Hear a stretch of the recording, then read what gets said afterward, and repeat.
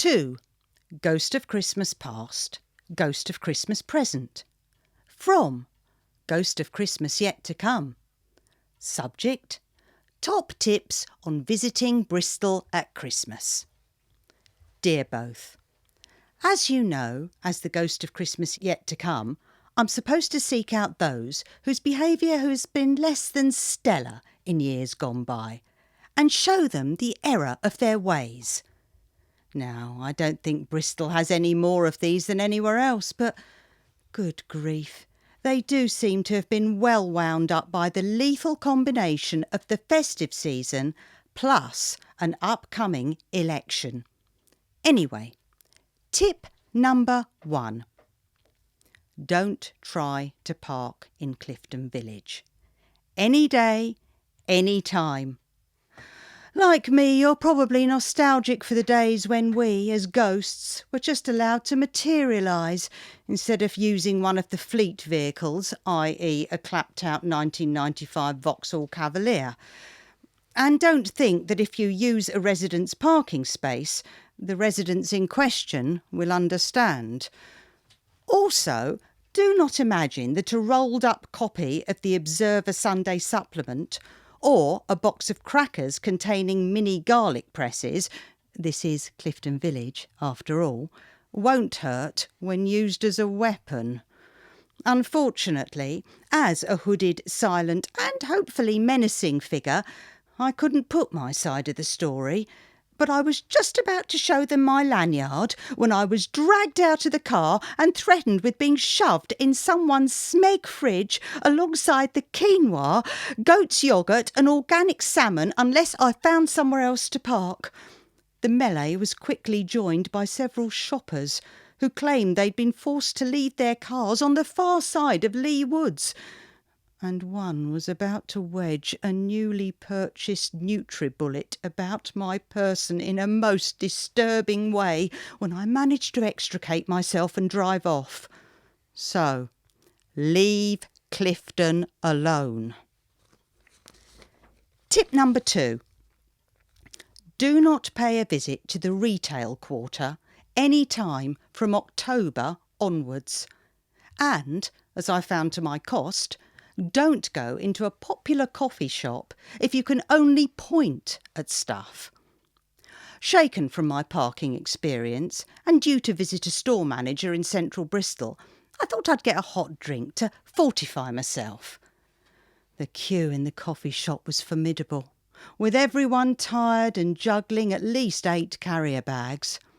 When I finally reached the counter, I pointed at what I wanted. The barista looked puzzled. Americano, latte, cappuccino, triple mocha with holly sprig. Unable to speak, I pointed again. Unfortunately, the bloke behind me had no such problem. Come on, mate, you ain't got all day. I turned round to show him my lanyard. No, don't you look at me funny. Strictly speaking, I wasn't looking at him at all. I don't have a face. Macchiato mistletoe surprise, tinsel tea. The queue was getting horribly impatient. Mothers, small children, elderly people. Even that Sabet Chowdhury from the local news, glaring at his watch while clutching a bulging Poundland bag, no doubt full of presents for his BBC colleagues. I realised this wasn't going to work. I lowered my skeletal hand, sighed deeply, and slunk out of the door. As I left, I just caught the man behind me saying, "Cheeky so-and-so, who do they think they are? Must be from Swindon." Tip number 3. Do not, under any circumstances, make any house calls during the run-up to a general election. On arriving on the doorstep, I noticed that a canvasser from a political party had dropped a leaflet, so I picked it up so the homeowner could dispose of it. As they opened the door, I held it out to them.